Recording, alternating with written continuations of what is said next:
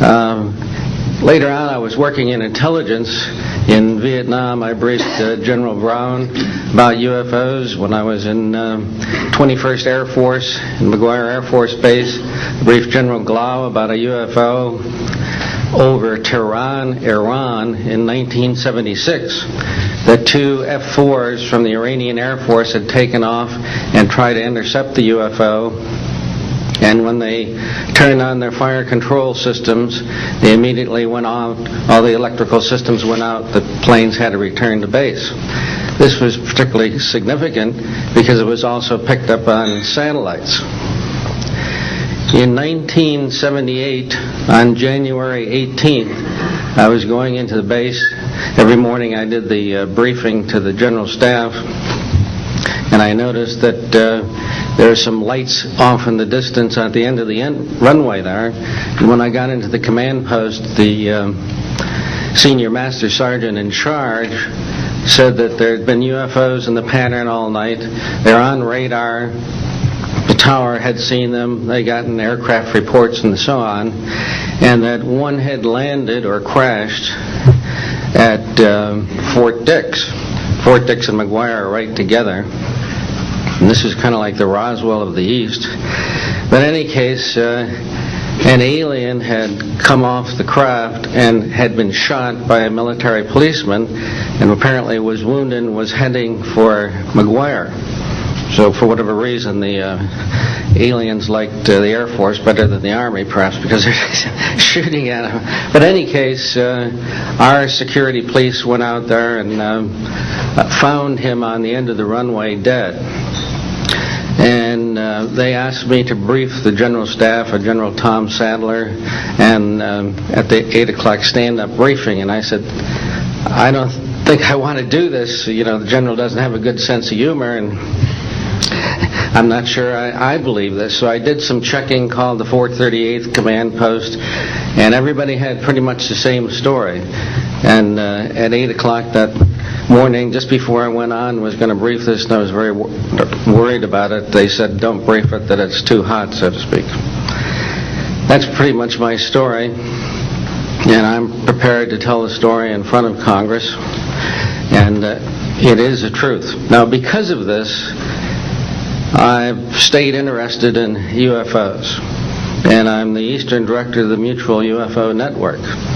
And between the National Reporting Center and Peter Davenport and the MUFON, we get 100 reports a week on average of people from all over the United States that see these things regularly. And if you start checking, they're out there and they're low, and people are seeing them all the time.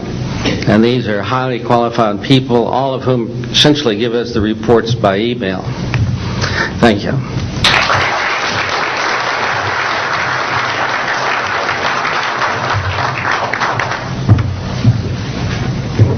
Morning, ladies and gentlemen. My name's Clifford Stone. I was a Sergeant First Class, United States Army. I had a secret clearance with nuclear surety.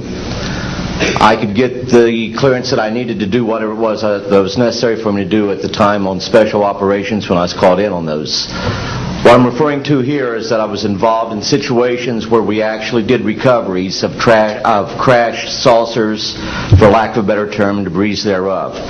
There were bodies that were involved with some of these crashes, also some were alive.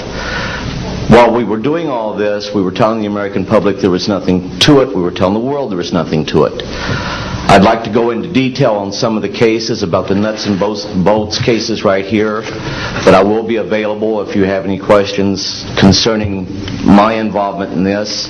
You can talk to Dr. Greer to arrange for me to get to talk to you. But the whole situation is, we've set back, we've told the American people that there's no such thing as UFOs. I've been involved where we have recovered these objects. We know them to be of extraterrestrials. In 1969, I had an event that happened to me while I was stationed at Fort Lee, Virginia. We went to Indiantown Gap, Pennsylvania. That would be my first exposure to any time that we would be recovering an unidentified flying object. When we went there, we already had people that was already in the facility. We were a backup team, which was supposed to be NBC because there was supposed to be some nuclear materials that was on board this craft. Later on, most people involved were to be told that there was nothing on board it. It was nothing more than just a crash of one of our aircraft. I know better because I was one of the people that approached it with a Geiger counter to get surface readings. I was the first person to go ahead and see that there were bodies on it. That would be the first of approximately 12 events. UFO crashes are not events that take place every day. They're rare. I know we're not alone in the universe. I know that the absence of evidence is not evidence of absence. It's evidence that has been denied to the American people.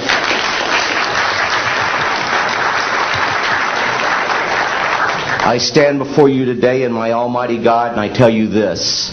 If Congress calls me in and says, will you testify in detail what you know? I stand here today prepared and ready to do just that. Governments must never lie to the people for no reason. Thank you.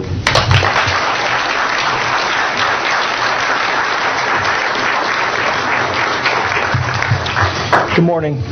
My name is Mark McCandlish, and for the last 21 years I have worked as a conceptual artist for a variety of defense contractors.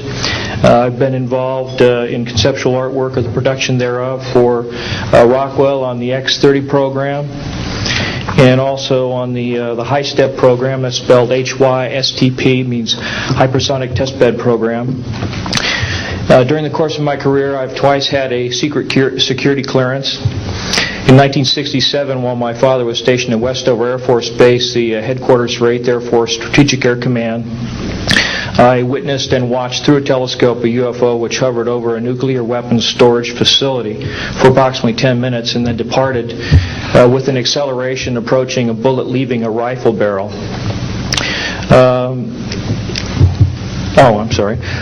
In 1988, in November, a college buddy of mine, an associate by the name of Brad Sorensen, informed me that he had personally witnessed 3 flying saucers at a very large hangar at Norton Air Force Base during the course of an air show that was held on Saturday, November 12, 1988. I subsequently called my congressman from that district. I called his office. This was Congressman George E. Brown Jr., who at the time was the chairman of the Congressional Committee on Space Science and Advanced Technology. I naturally assumed that since this presentation that Brad talked about was for top military brass and certain congressional individuals, that his office must have coordinated this with the local Air Force Office of Public Affairs.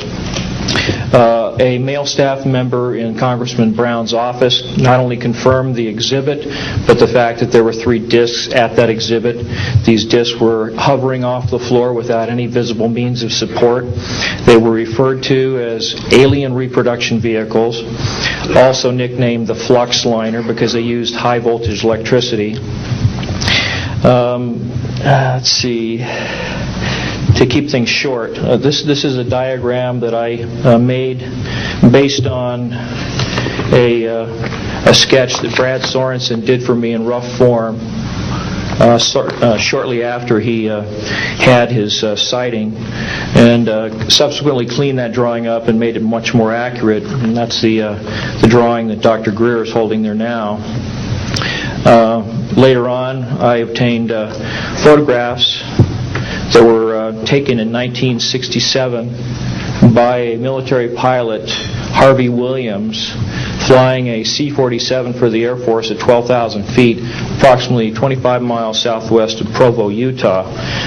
This particular vehicle matches the so-called ARV in all proportions and respects in terms of the detail of the shape of the craft. And this was photographed, as I say, in June or July of June of 1967.